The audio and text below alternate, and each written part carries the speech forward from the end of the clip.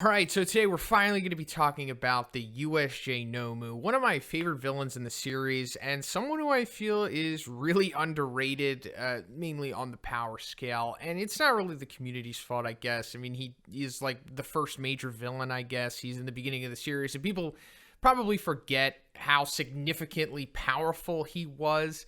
So that's what we're really going to be taking a look at in this video. We're going to be, seeing how powerful he was and how he matches up with the current powerhouses at the top of the power scale in the series right now. So let's get into it. For now, let's just establish what he is. So this is like the most powerful Nomu that they've been able to create at this point in the series. And it was made in order to combat against All Might. So it's also stated by Aizawa, after the Nomu completely wrecks him, that he is as strong as All Might. And I don't think this is like an opinion from Aizawa. I think he's pretty much like narrating, giving us like, legitimate exposition that, this is how powerful the Nomu is. You know how powerful All Might is at this point in the series. So he's at that level of strength.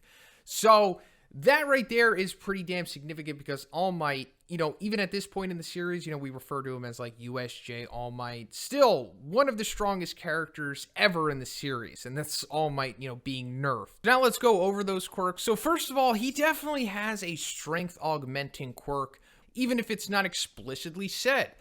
Because there has to be some explanation for why he's as strong and physically capable as he is. So if we go to All for One, where we can assume that, basically is the Dracula for all of these quirks, like they all come from him and he's able to duplicate them and pass them on to others, especially the Nomus and whatnot. We know that All for One clearly had a strength enhancing or a strength augmenting quirk. He says it himself, strength enhancer times 3 or whatever translation you want to go off of, which means that he has 3 different type of strength augmenting quirks. And I'm assuming that the USJ Nomu has this. I mean, he kind of has to have that much power in him to be able to just even begin to rival All Might's strength and power. And also, I mean, if we compare like All for One's strength in his fight against All Might at Kamino, it's pretty similar to what we see of the USJ Nomu here. So I just wanted to put it out there, despite it not being in the wiki or whatever, he definitely has it.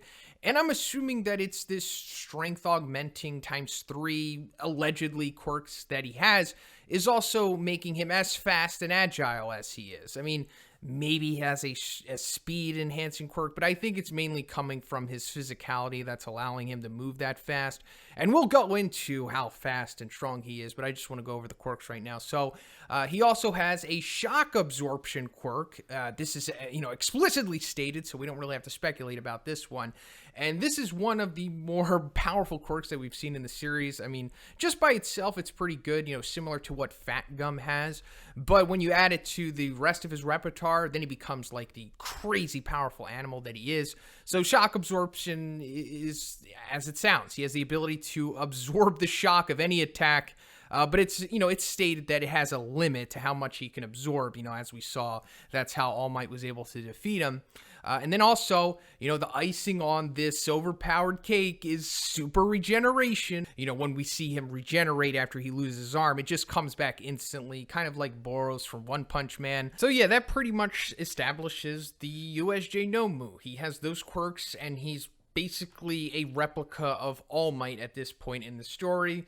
So, yeah, but at this point, I want to go into spoilers for the manga. This is like past season 4 stuff, or it might happen at the end of season 4, but I'm also going to be talking about like season 5 and season 6 stuff. So if you don't want to know what's going to happen, I suggest you check out now. All right, so later on, I think in like chapter 262, it's revealed the hierarchy of the Nomus. It says that they're divided into lower, middle, and upper tiers, depending on how many quirks they have and their physical enhancements.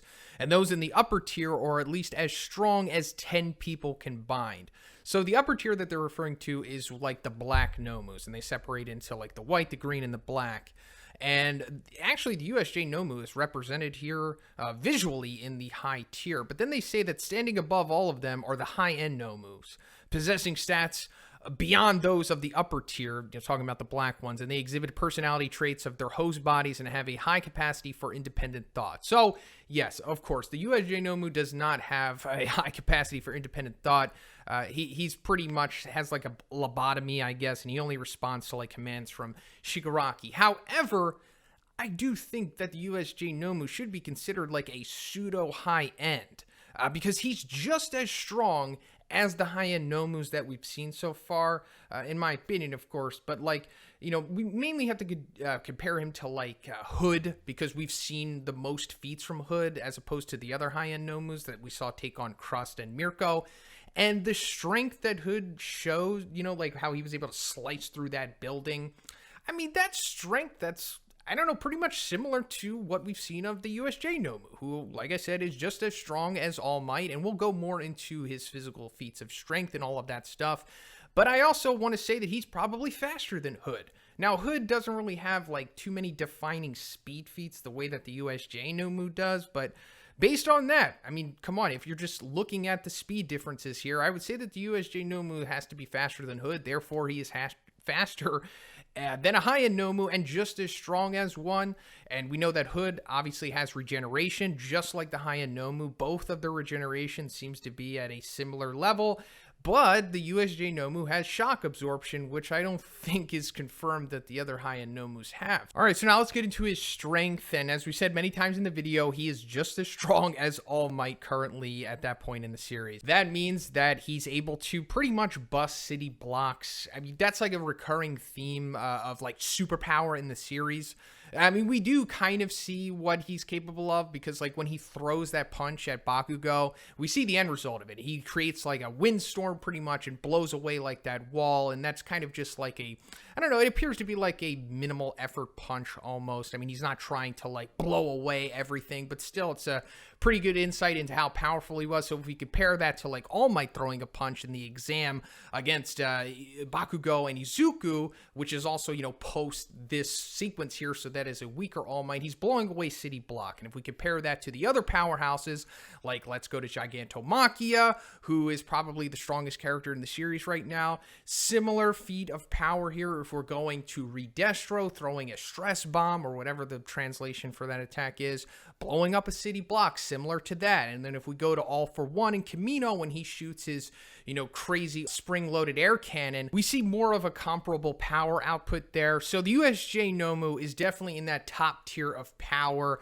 Like I said, to this day in the series, he is still in that tier of power. So if we go to his speed, he's pretty much, you know, in the same kind of category. Like when we really see him moving at, I guess, could be considered top speed, like when he's going after Bakugo, time has basically stopped. Like he's moving so fast that no one is even aware that he is moving.